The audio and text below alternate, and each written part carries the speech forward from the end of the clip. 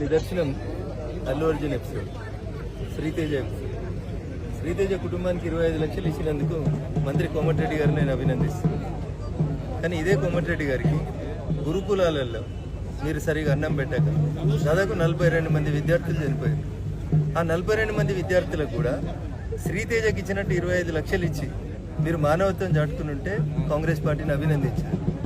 కేవలం రాజకీయం కోసం, ముఖ్యమంత్రిని సంతృప్తి పరచడం కోసం, భజన చేయడం కోసం కోమటిరెడ్డి గారు పోయి భజన చేసిండు తప్ప గురుకులాలలో ముక్కు పచ్చలారని విద్యార్థులు మీరు పెట్టాల్సిన భోజనం సరిగా లేక రకరకాల సందర్భాల్లో కాంగ్రెస్ పార్టీ రాష్ట్రంలో అధికారంలోకి వచ్చిన తర్వాత అధికార పార్టీ లెక్కల ప్రకారం 42 మంది విద్యార్థులు చనిపోయారు.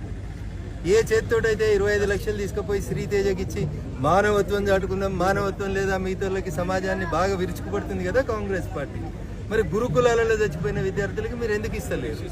అదే రకంగా రైతన్నలు, అనేక మంది రైతన్నలు కాంగ్రెస్ పార్టీ అధికారంలోకి వచ్చిన 7 ఏడాది కాలంలో చనిపోయారు. అదే కుడి చేతితోటి అట్లే 25 లక్షలు బాధిత కుటుంబాలు అన్నింటికి ఇచ్చి ఉంటే కోమటిరెడ్డి గారిని నిజంగా మేము అప్రిషియేట్ చేస్తున్నాం. అక్కడ కూడా ఒక తల్లి, ఒక చెల్లె చనిపోయిన దాంట్లో కూడా 25 లక్షలు ఇచ్చి మీరు పబ్లిసిటీ చేసుకొని భజన చేసుకుంటారు కదా. This is very unfortunate Komatireddy గారు. నిజంగా మీ ప్రభుత్వానికి చిత్తశుద్ధి ఉంటే గురుకులాలలో పురుగులు, ఎలుకలు, మందులు, పాములు వచ్చి కలిసి చచ్చిపోయిన విద్యార్థుల గురించి మీరు నిజంగా నిజాయితీగా అసెంబ్లీలో చర్చించుంటే ఈ ప్రభుత్వాన్ని అప్రిషియేట్ చేస్తున్నాం. కేవలం రాజకీయం కోసం ఒక అమ్మాయి చనిపోతే అక్కడ 25 లక్షలు ఇచ్చి మేము గొప్ప మానవతావాదులం, ఉదారవాదులం అని చెప్పేదో చెప్పుకునే ప్రయత్నం చేస్తున్నారు కదా. ఇంతకంటే దుర్మార్గం ఇంకొకటి ఉండదు.